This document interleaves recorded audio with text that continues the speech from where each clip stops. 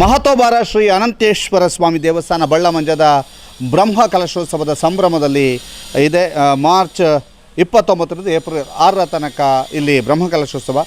ಬಹಳಷ್ಟು ನೂತನವಾದಂಥ ಕೆಲಸಗಳು, ಬಹಳ ವಿನೂತನವಾದಂಥ ಕೆಲಸಗಳಾಗಿವೆ. ಪ್ರಮುಖವಾಗಿ ಇಲ್ಲಿಯ ಒಳಭಾಗದ ಈಶ್ವರನ ಗುಡಿ ಸಂಪೂರ್ಣವಾಗಿ ಹೊಸತಾಗಿದೆ. ಜೊತೆಗೆ ಹೊಸ ಬ್ರಹ್ಮರಥ ಬಳ್ಳಮಂಜಕ್ಕೆ ಬಂದಿರುವಂಥದ್ದು. ಅದರ ಜೊತೆಗೆ ಇಲ್ಲಿಯ ಧ್ವಜಸ್ತಂಭವು ಕೂಡ ನೂತನವಾಗಿ ನಿರ್ಮಾಣ ಆಗ್ತದೆ. ಈ ಎಲ್ಲದರ ಬಗ್ಗೆ ನಮ್ಮ ಜೊತೆಗೆ ಮಾತನಾಡೋದಕ್ಕೆ ಈ ಒಂದು ಕ್ಷೇತ್ರದ ಆನುವಂಶಿಕ ಆಡಳಿತ ಮುಕ್ತೇಶ್ವರಾದಂತಹ ಡಾಕ್ಟರ್ ಎಂ ಹರ್ಷ ಸಂಪಿಗತಾಯವರಿದ್ದಾರೆ. ಸರ್, ಕಾರ್ಯಕ್ರಮಕ್ಕೆ ಪ್ರೀತಿಪೂರ್ವಕ ಸ್ವಾಗತ. ಸ್ವಾಗತ. ನಿಮಗೆ ಕೂಡ ಸ್ವಾಗತ ಬಳ್ಳಮಂಜ ದೇವಸ್ಥಾನಕ್ಕೆ. ಓಕೆ, ಏನು ಹೇಳ್ತೀರಿ ಸರ್ ಈ ಒಂದು ಬಳ್ಳಮಂಜದ ಬ್ರಹ್ಮ ಕಲಶೋತ್ಸವದ ಬಗ್ಗೆ?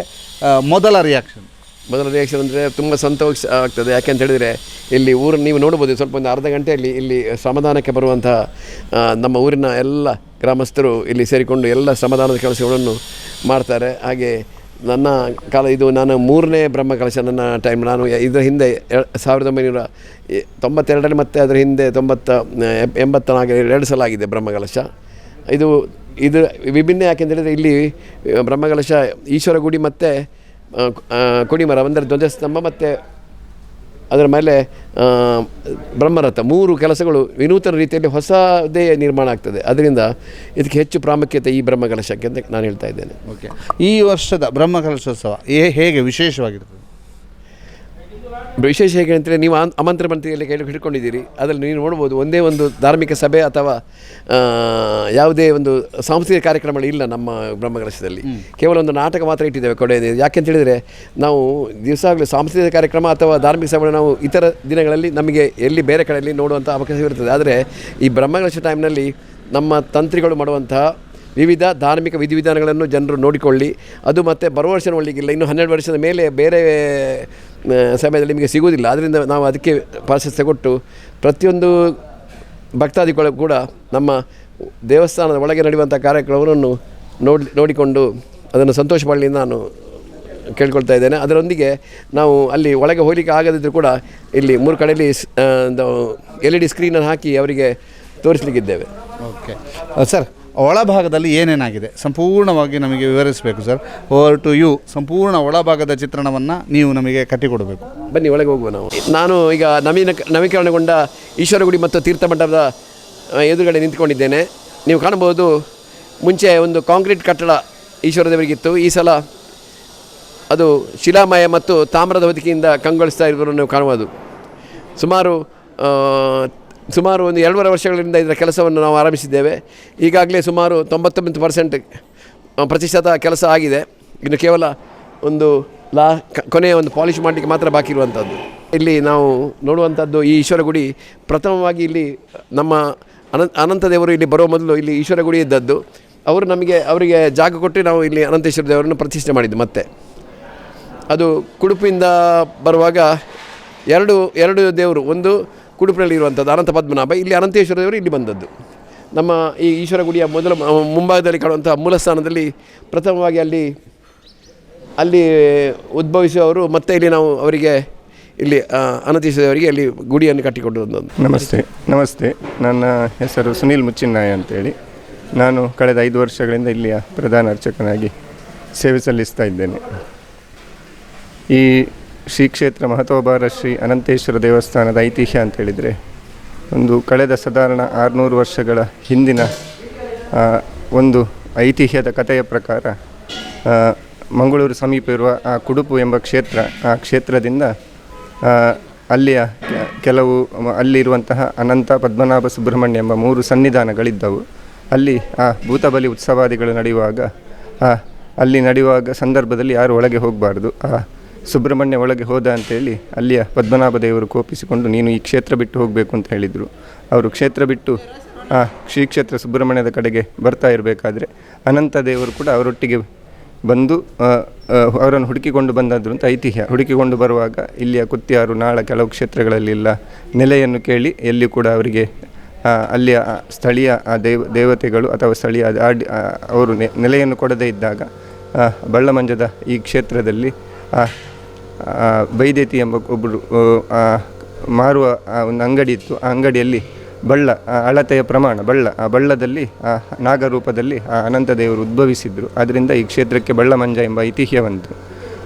ಈ ಕ್ಷೇತ್ರವನ್ನು ಇಲ್ಲಿಯ ಮಾಯಿಲೋಡಿಯ ಬೀಡಿನಲ್ಲಿರ್ತಕ್ಕಂತಹ ಅರಸರ ಸ್ವಪ್ನದಲ್ಲಿ ಬಂದು ಈ ಕ್ಷೇತ್ರ ಜೀರ್ಣೋದ್ಧಾರ ಮಾಡಬೇಕು ಅಂತ ಹೇಳಿ ಕೇಳಿಕೊಂಡಾಗ ಅವರು ಬಂದು ಈ ಕ್ಷೇತ್ರ ಜೀರ್ಣೋದ್ಧಾರ ಮಾಡುವಾಗ ಈಗ ನಾವು ಕಾಣುವಂತಹ ಈಶ್ವರ ದೇವರು ಕೂಡ ಇಲ್ಲಿ ಸ್ಥಳದ ಸಾನ್ನಿಧ್ಯದಲ್ಲಿ ಕಳೆದ 1000 ವರ್ಷಗಳಿಂದ ಇದ್ದರು ಅಂತ ಹೇಳಿ ಐತಿಹ್ಯಗಳು ಕಂಡುಬಂತು.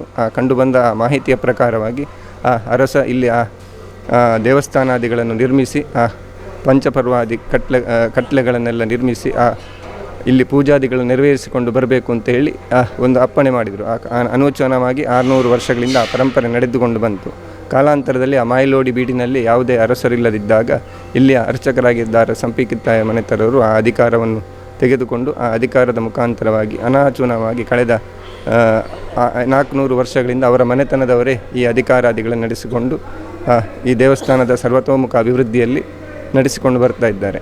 ಕಳೆದ 64ನೇ ಇಸವಿಯಲ್ಲಿ ಜೀರ್ಣವಾಗಿದ್ದಂತಹ ಈಶ್ವರ ದೇವರ ಗುಡಿಯನ್ನು ಸುಂದರವಾಗಿ ನಿರ್ಮಿಸಿದ್ದಾರೆ. ಅದು ಪುನಃ ಜೀರ್ಣವಾದಾಗಿದ್ದಾಗ ಈಗಿನ ಆಡಳಿತ ಮುಕ್ತರಿಗಿದ್ದಂತಹ ಹರ್ಷ ಸಂಪಿಗಿತ್ತಾಯರ ನೇತೃತ್ವದಲ್ಲಿ ಅದಕ್ಕೆ ಬೇಕಾದಂತಹ ಪ್ರಶ್ನಾಚಿಂತನಾದಿಗಳನ್ನು ಮಾಡಿಕೊಂಡು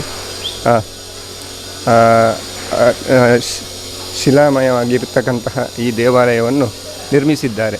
ಶಿಲಾಮಯವಾಗಿರ್ತಕ್ಕಂತಹ ಈ ದೇವಾಲಯ ಬ್ರಹ್ಮಕಲಶಾದಿಗಳು ನಾಳಿದ್ದು ಮಾರ್ಚ್ 29ನೇ ತಾರೀಕಿನಿಂದ ನೆರವೇರಲಿದೆ. 29ನೇ ತಾರೀಕಿನಂದು ರಾತ್ರಿ ಇಲ್ಲಿ ಬೇಕಾದಂತಹ ವಾಸ್ತು ಪ್ರಕ್ರಿಯಾದಿಗಳನ್ನು ನಡೆದು ಏಪ್ರಿಲ್ 2ನೇ ತಾರೀಕಿಗೆ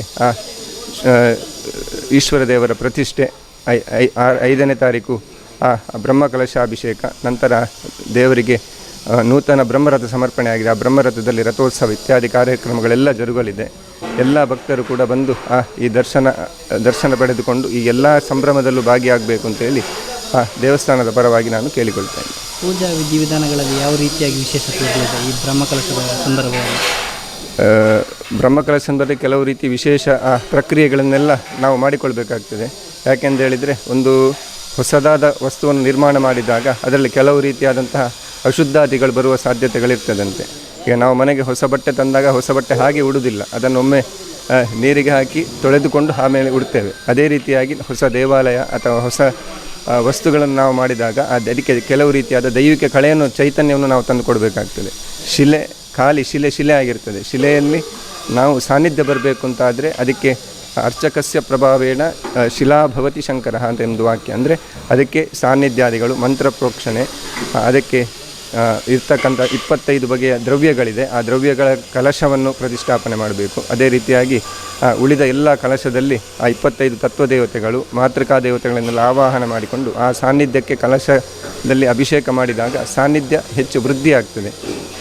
ಅದೇ ರೀತಿಯಾಗಿ ಇಲ್ಲಿ ದೇವಸ್ಥಾನ ನಿರ್ಮಾಣ ಮಾಡುವಾಗ ವಾಸ್ತು ಚರ ಆಗಿರ್ತದೆ. ಆ ವಾಸ್ತು ಪ್ರಕ್ರಿಯೆಯನ್ನು ನಾವು ಪುನಃ ಮಾಡಿಕೊಂಡು ಆ ಸ್ಥಿರ ವಾಸ್ತುಪೂರ್ವಕವಾಗಿ ಯಾರಾದರೂ ಭಕ್ತರು ಬಂದು ದೇವರಲ್ಲಿ ದೇಹಿಯಿಂದ ಕೇಳಿದಾಗ ದೇವರ ಅನುಗ್ರಹ ಮಾಡಬೇಕು ಅಂತ ಅದರಲ್ಲಿ ಸಾನ್ನಿಧ್ಯದಲ್ಲಿ ಶಕ್ತಿ ವೃದ್ಧಿ ಆಗಬೇಕು. ಅದಕ್ಕೆ ಬೇಕಾಗಿರ್ತಕ್ಕಂತಹ ಕೆಲವು ವಿಷ್ಣು ಸಹಸ್ರನಾಮ, ಭಾಗವತ ಇತ್ಯಾದಿ ಪಾರಾಯಣಾದಿಗಳು, ರುದ್ರಯಾಗ, ವಿಷ್ಣುಯಾಗ, ಇದೇ ರೀತಿಯಾದಂತಹ ಕೆಲವು ಪ್ರಕ್ರಿಯೆಗಳ ಮುಖಾಂತರವಾಗಿ ವೈಭವದಿಂದ ಆ ಬ್ರಹ್ಮಕಲಶಾದಿ ಪೂಜಾ ಪ್ರಕ್ರಿಯೆಗಳು ನಡೀತದೆ. ಇಷ್ಟೇ ಅಲ್ಲದೆ ಬಂದಂತಹ ಈ ಬ್ರಹ್ಮಕಲಶಾದ ಸಂಪೂರ್ಣ ಫಲ ಸಿಗಬೇಕು ಅಂತಂದರೆ ಅನ್ನದಾನಾದಿ ಪ್ರಕ್ರಿಯೆಗಳು ನಡಿಬೇಕು. 1 ವಾರವೂ ಕೂಡ 2 ಹೊತ್ತು ಕೂಡ ಇಲ್ಲಿ ನಿರಂತರ ಅನ್ನದಾನ ನಡೀತದೆ. ಆ ಅನ್ನದಾನ ಪ್ರಕ್ರಿಯೆ ಮಾಡಿದಾಗ ಭಗವಂತ ಸಂಪ್ರೀತನಾಗಿ ಆ ಒಂದು ಬ್ರಹ್ಮಕಲಶದ ಸಂಪೂರ್ಣ ಪ್ರಕ್ರಿಯೆ ಪೂರ್ಣಗೊಳ್ತದೆ. ದೇವಸ್ಥಾನದ ಒಳಭಾಗದಲ್ಲಿ ಏನೇನಾಗ್ತಾ ಇದೆ ಅನ್ನುವಂಥದ್ದನ್ನು ಹರ್ಷ ಸಂಪಿಗಿತ್ತಾಯರು ವಿವರಿಸಿದ್ದಾರೆ. ಇದೀಗ ಬ್ರಹ್ಮಕಲಶೋತ್ಸವ ಸಮಿತಿ ಅಧ್ಯಕ್ಷರಿದ್ದಾರೆ. ಸರ್, ಏನು ಹೇಳ್ತೀರಿ? ಹೇಗಾಗ್ತಾ ಇದೆ ಬ್ರಹ್ಮಕಲಶೋತ್ಸವದ ತಯಾರಿ ಮತ್ತು ಏನು ನಿರೀಕ್ಷೆಗಳಿದ್ದಾವೆ? ಬ್ರಹ್ಮಕಲಶೋತ್ಸವ, ನಮ್ಮ ಈ ಸಲದ ಬ್ರಹ್ಮಕಲಶೋತ್ಸವ ಸಾಮಾನ್ಯವಾಗಿ 12 ವರ್ಷಕ್ಕೊಮ್ಮೆ ಬ್ರಹ್ಮಕಲಶ ಆದರೆ ಕೂಡ ಈ ಸಲ ಬಳ್ಳಮಂಜದ ಬ್ರಹ್ಮಕಲಶೋತ್ಸವ ಅಂದರೆ ಹೊಸ ಕೊಡಿಮರ ದೇವಸ್ಥಾನಕ್ಕೆ, ಹೊಸ ಬ್ರಹ್ಮರಥ, ಅದರೊಟ್ಟಿಗೆ ಶಿವನ ದೇವಸ್ಥಾನ ಸಾಧಾರಣ 100 ವರ್ಷ, ಎಲ್ಲವೂ ಕೂಡ 100 ವರ್ಷ ಹಿಂದಿನ ಒಂದು 3 ತಲೆಮಾರಿನ ಹಿಂದಲೇ ಆದಂತಹ ಎಲ್ಲ ಈ ಕೊಡಿಮರ ಇರಲಿ, ಬ್ರಹ್ಮರಥ ಮತ್ತು ಶಿವನ ದೇವಾಲಯ ಇದನ್ನೆಲ್ಲ ತೆಗೆದು ವಸ್ತು ಮಾಡ್ತಾಯಿದ್ದೇವೆ. ಇದೊಂದು ನಮ್ಮ ಕಾಲಘಟ್ಟದಲ್ಲಿ ನಮಗೆ ಬಳ್ಳಮಂಜದ ನಿವಾಸಿಗಳಿಗೆ, ಅಂದರೆ ನಮ್ಮ ಮಚ್ಚಿನ ಗ್ರಾಮದ ಯಾರೆಲ್ಲ ಈ ದೇವರನ್ನು ನಂಬಿಕೊಂಡು ಬಂದಿದೆ, ನಮ್ಮ ಎಲ್ಲರಿಗೆ ಒಂದು ಒಳ್ಳೆಯ ರೀತಿಯ ಪುಣ್ಯಕಾಲ ಅಂತ ನಾವು ನಂಬಿದ್ದೇವೆ. ಹಾಗಾಗಿ ಬಹಳಷ್ಟು ಸಡಗರದಿಂದ, ಭಕ್ತಿಯಿಂದ, ಶ್ರದ್ಧೆಯಿಂದ ಎಲ್ಲ ಊರಿನ ಜನ, ಊರ ಮತ್ತು ಪರವೂರಿನ ಭಕ್ತರು ಈ ಒಂದು ಬ್ರಹ್ಮಕಲಶದಲ್ಲಿ ಭಾಗಿಯಾಗ್ತಿದ್ದಾರೆ. ಕೆಲಸಗಳು ನಿರಂತರವಾಗಿ ಕಳೆದ ಜನವರಿಯಿಂದ ನಿರಂತರವಾಗಿ ಕೆಲಸಗಳು ಶ್ರಮದಾನದ ಮೂಲಕ ಆಗ್ತಿದೆ. ದಿನಕ್ಕೆ ಪ್ರತಿದಿನ ಇಡೀ ಕೆಲಸ ಅಂದರೆ ದೇವಸ್ಥಾನದ ಒಳಗಿನ ಕಾಂಕ್ರೀಟ್ ತೆಗೆಯುವಂಥದ್ದು, ಕಾಂಕ್ರೀಟ್ ಹಾಕುವಂಥದ್ದು, ದೇವಸ್ಥಾನ ಶಿವನ ಎಲ್ಲ ಕೆಲಸಗಳನ್ನು ನಾವು ಶ್ರಮದಾನದ ಭಕ್ತರು ಬರ್ತಾಯಿದ್ದಾರೆ. ಲೆಕ್ಕಕ್ಕಿಂತ ಜಾಸ್ತಿ ಜನ ಕೆಲಸ ಎಲ್ಲ ಬರ್ತಾರೆ. ಆದರೆ ಕೆಲವರಿಗೆ ಕೆಲಸ ಮಾಡಲಿಕ್ಕೆ, ಕೆಲಸ ಕೊಡಲಿಕ್ಕೆ ನಮ್ಮಲ್ಲಿ ಆಗ್ತಾಯಿಲ್ಲ. ಆದರೆ ಕೂಡ ಎಲ್ಲ 99% ಕೆಲಸ ಆಗಿದೆ. ಇನ್ನೊಂದು ಸ್ವಲ್ಪ ಕೆಲಸ ತಯಾರಿಯಲ್ಲಿದ್ದೇವೆ. ಭಾಳಷ್ಟು ನಿರೀಕ್ಷೆ ಅಂತ ಹೇಳಿದರೆ ನಮಗೆ ಬಳ್ಳಮಂಜಕ್ಕೆ ವಿಶೇಷ ಎಂಥದ್ದು ಹೇಳಿದರೆ ಭಕ್ತರು ಇದ್ದಾರೆ. ಅವರು ಭಕ್ತ ವರ್ಗ, ಈ ಷಷ್ಠಿ ಜಾತ್ರೆ ನೀವು ನೋಡಿರ್ಬೋದು, ಬೇರೆ ಬೇರೆ ಉತ್ಸವಗಳಲ್ಲಿ ಭಕ್ತರ ಸಂಖ್ಯೆ ಭಾರಿ ದೂರದವರಿದ್ದಾರೆ. ಎಲ್ಲ ಜಿಲ್ಲೆ ಎಲ್ಲ ಭಕ್ತರು ಬರ್ತಾರೆ. ಹಾಗಾಗಿ ಅವರಿಗೆ ನಾವು ಒಳ್ಳೆಯ ರೀತಿಯಲ್ಲಿ ಅವರನ್ನು ನೋಡಿಕೊಳ್ಳುವಂಥದ್ದು, ಒಂದು ಒಳ್ಳೆಯ ರೀತಿಯ ಅನ್ನದಾನ ಸಂತರ್ಪಣೆ ಇರಲಿ, ದೇವರ ದರ್ಶನ ಇರಲಿ, ದೇವರ ಪೂಜಾ ಕಾರ್ಯಗಳು ಒಳ್ಳೆಯ ರೀತಿಯಲ್ಲಿ ಅವರಿಗೆ ಬಂದ ಭಕ್ತರಿಗೆ ಯಾವುದೇ ರೀತಿ ನಿರಾಶೆ ಆಗದಂತೆ ಅವರಿಗೆ ಎಲ್ಲ ವ್ಯವಸ್ಥೆಗಳನ್ನ ನಾವು ಖಂಡಿತವಾಗಿ ಮಾಡಲಿಕ್ಕೆ ಸಿದ್ಧ ಇದ್ದೇವೆ. ಅದನ್ನು ಮಾಡ್ತಾ ಇದ್ದೇವೆ. ಓಕೆ ಸರ್, ನಮ್ಮ ಜೊತೆಗೆ ಮಾತನಾಡಿದ್ದಕ್ಕೆ ಥ್ಯಾಂಕ್ಸ್. ನಾವು ನಾಡಿದ್ದಿನ ಬ್ರಹ್ಮಕಲಶ ಟೈಮಲ್ಲಿ ಮತ್ತಷ್ಟು ನಿಮ್ಮನ್ನು ಮಾತಾಡ್ತೇವೆ. ಇದೀಗ ಬ್ರಹ್ಮರಥದ ಬಗ್ಗೆ ವಿವರಿಸಲಿಕ್ಕಿದ್ದಾರೆ ಅರ್ಚಕರು. ಬಳ್ಳಮಂಜದ ಹೊಸ ರಥ ಹೇಗಿದೆ ಅನ್ನುವಂಥ ತೋರಿಸ್ಬೇಕು. ಸರ್, ನಮಗೊಂದು ಹೊಸ ರಥದ ಪರಿಚಯ ಮಾಡಿಕೊಡಿ. ಓಕೆ ಸರ್, ನಮ್ಮ ಜೊತೆಗೆ ಪ್ರಧಾನ ಅರ್ಚಕರಾದಂತಹ ಸುನಿಲ್ ಮುಚ್ಚಿನಾಯರಿದ್ದಾರೆ. ಅವರು ಸಂಪೂರ್ಣವಾಗಿ ಈ ರಥದ ಪರಿಚಯವನ್ನು ಮಾಡಿಕೊಡ್ತಾರೆ. ಎಲ್ಲ ಭಕ್ತಾಭಿಮಾನಿಗಳಿಗೆ ನಮಸ್ತೆ. ಈ ನೂತನ ಬ್ರಹ್ಮರಥವನ್ನು ಹರೀಶ್ ಬೋಳ್ಯಾರ್ ಇವರ ನೇತೃತ್ವದಲ್ಲಿ ಎಲ್ಲ ಶಿಲ್ಪಿಗಳು ರಚಿಸಿ ದೇವಾಲಯಕ್ಕೆ ಕೊಟ್ಟಿದ್ದಾರೆ. ಈ ರಥದ ವಿಶೇಷತೆ ಏನಂತ ಹೇಳಿದರೆ, ಇದಕ್ಕೆ ಬಳಸಿದ ಎಲ್ಲ ಮರವೂ ಕೂಡ ಬಳ್ಳಮಂಜದ ಗ್ರಾಮಸ್ಥರು ದಾನವಾಗಿ ಕೊಟ್ಟಂತಹ ಮರ. ಅವರು ಕೊಟ್ಟಂತಹ ಮರದಿಂದಲೇ ಶಿಲ್ಪಿಗಳು ಸುಂದರವಾಗಿ ಈ ರಥವನ್ನು ನಿರ್ಮಿಸಿಕೊಟ್ಟಿದ್ದಾರೆ. ಇನ್ನೊಂದು ವಿಶೇಷತೆ ಏನು ಅಂತ ಹೇಳಿದರೆ, ಎಲ್ಲ ಕಡೆ ಮಿಷನ್ ವರ್ಕಿನ ಮುಖಾಂತರ ಈಗ ಮಾಡೋದು ಕಂಡು ಬಂದಿದೆ. ಹರೀಶಾಚಿತ್ರ ನೇತೃತ್ವದವರು ಅದನ್ನು ತಮ್ಮ ಹಳೆಯ ಕಲೆಯ ಕೈ ಕುಸುರಿಯ ಮುಖಾಂತರವಾಗಿ ವಿಶೇಷವಾಗಿ ಇದರಲ್ಲಿ ರಥವನ್ನು ನಿರ್ಮಿಸಿದ್ದಾರೆ. ಇದರ ಹಿಂಭಾಗದಲ್ಲಿ ಆ ಕ್ಷೇತ್ರದ ಅನಂತೇಶ್ವರ ದೇವರ ಮೂಲ ಬಿಂಬದ ವಿಗ್ರಹವಿರುವ ಚಿತ್ರ, ಈಶ್ವರ ದೇವರ ಚಿತ್ರ, ಅದೇ ರೀತಿಯಾಗಿ ವಿಷ್ಣುವಿನ ದಶಾವತಾರಾದಿಗಳ ಚಿತ್ರಣಗಳು ಕೂಡ ಕಂಡು ಬರ್ತಾ ಇದೆ. ಇದು ಶ್ರೀ ಕ್ಷೇತ್ರ ಅನಂತೇಶ್ವರ ದೇವರ ಉತ್ಸವ ಮೂರ್ತಿಯ ಒಂದು ವಿಗ್ರಹವನ್ನು ಇಲ್ಲಿ ಸುಂದರವಾಗಿ ಅವರು ಕೆತ್ತಿದ್ದಾರೆ. ಆ ರಥವು ಕುದುರೆಯ ಒಂದು ಚಿತ್ರಣ, ಹಿಂದಿನ ಕಾಲದಲ್ಲಿ ರಥಗಳನ್ನು ಕುದುರೆ ಎಳಿತಾ ಇತ್ತು, ಆ ಒಂದು ಚಿತ್ರಣ ಬರಲಿ ಅಂತೇಳಿ ಆ ಕುದುರೆಯ ಚಿತ್ರಣವನ್ನು ಇಟ್ಟಿದ್ದಾರೆ. ಅದೇ ರೀತಿಯಾಗಿ ಅದರ ಹಿಂಭಾಗದಲ್ಲಿ ಕ್ಷೇತ್ರದ ಈಶ್ವರ ದೇವರ ಒಂದು ಸಾನ್ನಿಧ್ಯದ ಪ್ರತೀಕವಾಗಿ ಈಶ್ವರ ದೇವರ ವಿಗ್ರಹವನ್ನು ಕೆತ್ತಿದ್ದಾರೆ. ಅದೇ ರೀತಿಯಾಗಿ ಶ್ರೀ ಕ್ಷೇತ್ರದಲ್ಲಿ ಅನಂತ ದೇವರ ಒಂದು ಸ್ವರೂಪ ಹೇಗಿರ್ತದೆ ಎನ್ನುವುದನ್ನು ಚಿತ್ರಣ ಮಾಡೋದಕ್ಕೋಸ್ಕರವಾಗಿ ಪುನಃ ಈ ಅನಂತ ದೇವರ ಒಂದು ಚಿತ್ರಣ, ಅನಂತ ದೇವರ ವಾಸ್ತವಿಕವಾಗಿ ನಾಗರೂಪದಲ್ಲಿದ್ದರೂ ಕೂಡ ಮೂಲ ರೂಪದಲ್ಲಿ ಯಾವ ರೀತಿ ಇರ್ತಾರೆ ಎಂಬುದನ್ನು ತೋರಿಸುವುದಕ್ಕೋಸ್ಕರವಾಗಿ ಅನಂತ ದೇವರ ಮೂಲ ರೂಪ. ಅದೇ ರೀತಿಯಾಗಿ ವೃಷಭ ವಾಹನ ಸಹಿತನಾದ ಈಶ್ವರನ ಚಿತ್ರ. ಅದೇ ರೀತಿಯಾಗಿ ಈ ಕ್ಷೇತ್ರದಲ್ಲಿ ಸಾನ್ನಿಧ್ಯದಲ್ಲಿರುವಂತಹ ಗಣಪತಿ ದೇವರ ಒಂದು ವಿಗ್ರಹ, ಗಣಪತಿ ದೇವರು ಕ್ಷೇತ್ರದಲ್ಲಿರುವ ಸಾನ್ನಿಧ್ಯ ಪ್ರತೀಕವಾಗಿ ರಥದಲ್ಲಿಯೂ ಕೂಡ ಗಣಪತಿ ದೇವರನ್ನು ವಿಶೇಷವಾಗಿ ಕೆತ್ತನೆ ಮಾಡಿದ್ದಾರೆ.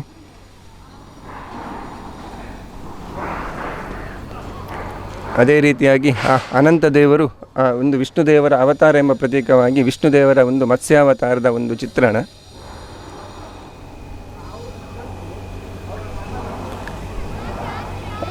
ಈ ಕ್ಷೇತ್ರದಲ್ಲಿ ಸುಬ್ರಹ್ಮಣ್ಯ ದೇವರ ಒಂದು ಪ್ರತೀಕವಾಗಿ ಸುಬ್ರಹ್ಮಣ್ಯ ದೇವರು ಈಶ್ವರನನ್ನು ಹಿಡಿದುಕೊಂಡಿರುವಂತಹ ಒಂದು ಚಿತ್ರಣ.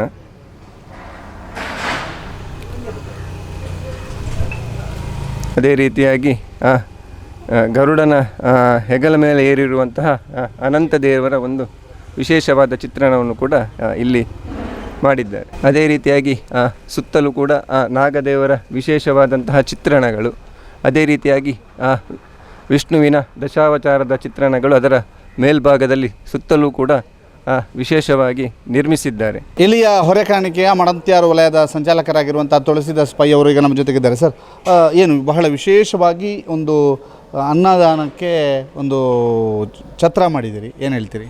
ಸರ್, ಇದೊಂದು ಭಾರಿ ವಿಶೇಷವಾದಂಥ ಒಂದು ಬ್ರಹ್ಮಕಲಶೋತ್ಸವ ಅಂತ ಕಾಣ್ತದೆ. ಯಾಕಂತ ಹೇಳಿದರೆ ಇಲ್ಲಿಯ ಶಕ್ತಿ, ಆ ದೇವರ ಶಕ್ತಿಯ ಒಂದು ಪವರ್, ದೇವರ ಒಂದು ಶಕ್ತಿಯ ಪವರ್ ಎಷ್ಟು ಕಾಣ್ತಾ ಇದೆ ಅಂತ ಹೇಳಿದರೆ, ಕಳೆದ 2 ತಿಂಗಳಿಂದ ಈ ಕ್ಷೇತ್ರದಲ್ಲಿ ಬ್ರಹ್ಮಕಲಶೋತ್ಸವಕ್ಕೆ ಬಗ್ಗೆ ಸಾಧಾರಣ ಹೆಚ್ಚು ಕಮ್ಮಿ ಪ್ರತಿದಿನ 200ರಿಂದ 300 ಜನ ಶ್ರಮದಾನದ ಮುಖಾಂತರವೇ ತಮ್ಮ ಸೇವೆಯನ್ನು ಮಾಡ್ತಾ ಇರುವಂಥದ್ದು. 8 ಮಾಗಣೆಯ ದೇವಸ್ಥಾನವಾಗಿರುವ ಈ ದೇವಸ್ಥಾನಕ್ಕೆ ಇದರ ಸುತ್ತಮುತ್ತ 8 ಮಾಗಣೆಯ ಪ್ರತಿಯೊಬ್ಬ ಭಕ್ತಾದಿಗಳು, ಪ್ರತಿಯೊಂದು ಮನೆಯ ಭಕ್ತಾದಿಗಳು ಎಂಬಂತೆ ಪ್ರತಿದಿನ 200ರಿಂದ 300 ಸ್ವಯಂ ಸೇವಕರು ಬಂದು ಇಲ್ಲಿ ಏನೆಲ್ಲ ತಮ್ಮ ಶ್ರಮ ನೀಡಬೇಕು ಅದನ್ನು ನೀಡ್ತಾ ಇದ್ದಾರೆ. ಅದರ ಒಂದು ಪ್ರದರ್ಶನ, ಅದರ ಒಂದು ನಿಮಗೆ ಸಾಕ್ಷಿ, ಪ್ರತ್ಯಕ್ಷ ಸಾಕ್ಷಿ ಅಂತ ಹೇಳಿದರೆ ಇದೊಂದು ಅನ್ನದಾನಕ್ಕೆ ಬೇಕಾದಂಥ ಈ ಪಾಕಶಾಲೆ.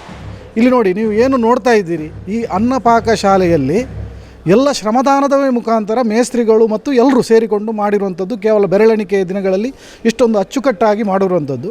ಅದೇ ರೀತಿ ಅನ್ನದಾನಕ್ಕೆ ಕೊಡುವಂಥ ಅನ್ನದಾನದ ಆ ಸ್ಥಳದ ಸಹ ನೋಡ್ಬೋದು, ಎಲ್ಲವೂ ಶ್ರಮದಾನದ ಮುಖಾಂತರ ಆಗಿರುವಂಥದ್ದು.